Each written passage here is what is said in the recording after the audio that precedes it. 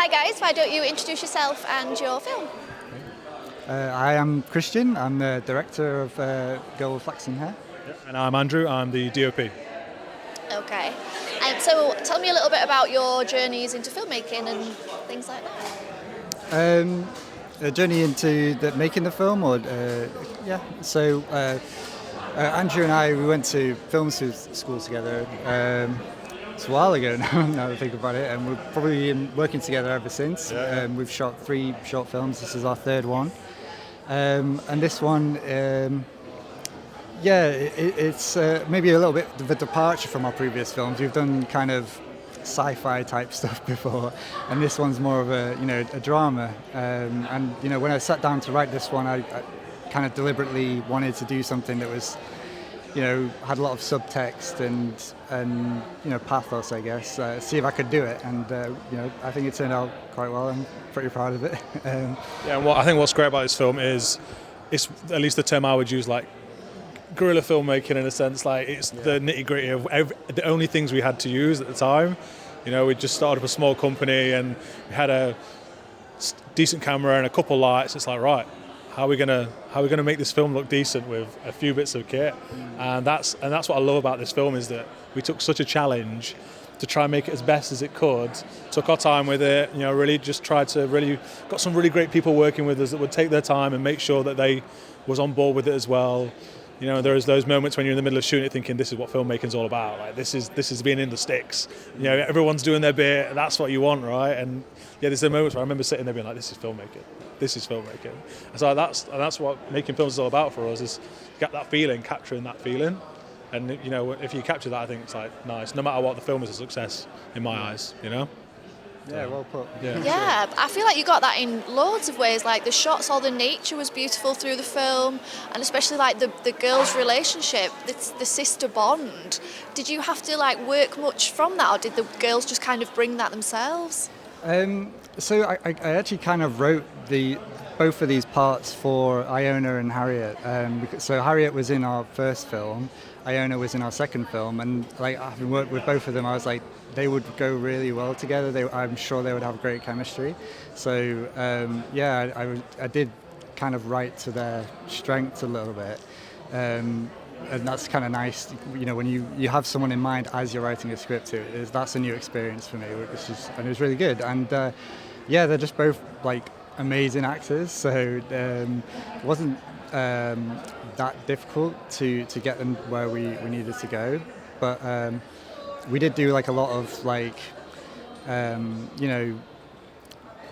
there was a lot of discussions, especially around Harriet's role as Ruth. It's quite emotional, and it's I think at first she didn't feel like she understood the character that well, actually, where she was coming from in the way that she dealt with her grief. But through talking about it and discussing it, she found a way to oh, that does make sense actually, and I think she nailed it. So all worked out. Yeah, of course. And I think it's just quick repeat on that is that we worked with both of them before for different things, and we just knew that they were just both such strong actors in their own terms, and like you said, playing to their strength. And we knew that they would also get along so well. And it was instantaneous seeing the chemistry between them for that.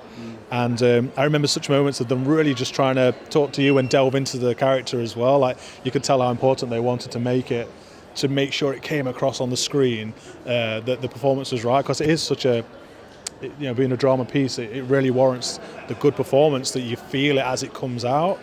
And they nailed it. It was a perfect choice. It's not just we had them last time, so it's using them again. It's they just, you knew they had that piece that we needed them to do. It was really nice. It was really good. Yeah. So one of the questions that I wanted to ask you was about it being in black and white. Now that obviously reveals itself.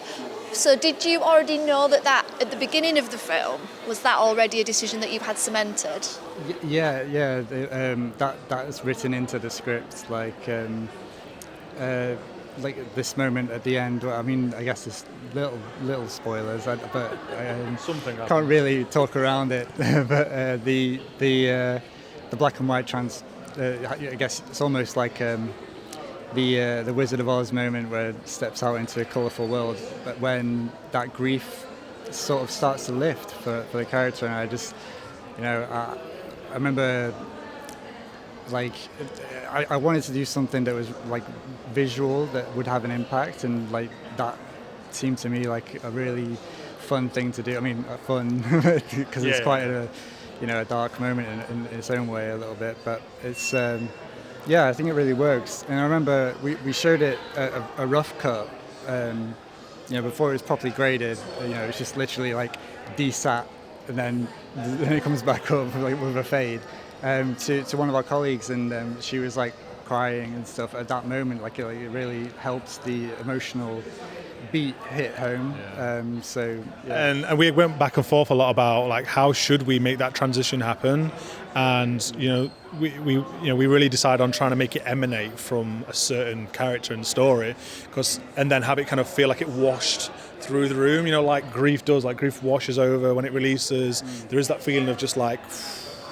So the idea is like, let's see if we can make it feel like it emanates from somebody, like it comes through them and the world changes through them, rather than just the standard, let's just kind of saturate the world again. Because then it feels, exactly. Because then it feels cohesive, it feels real.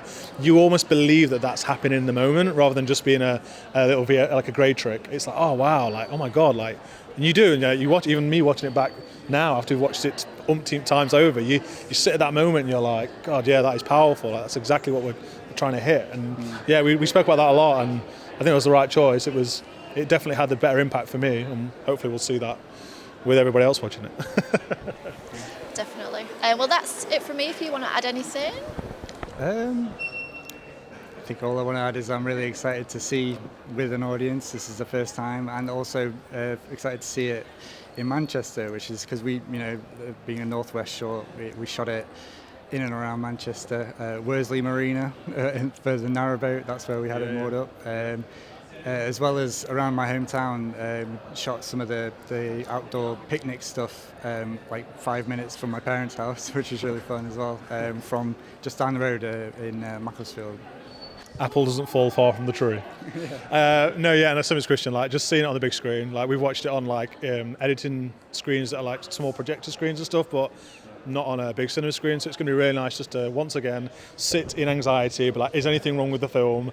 Has there any mistakes that we've left out the entire way? But enjoy it as well. Amazing. Well, have a lovely time. Thank you so much. Appreciate it. Thank you for being here.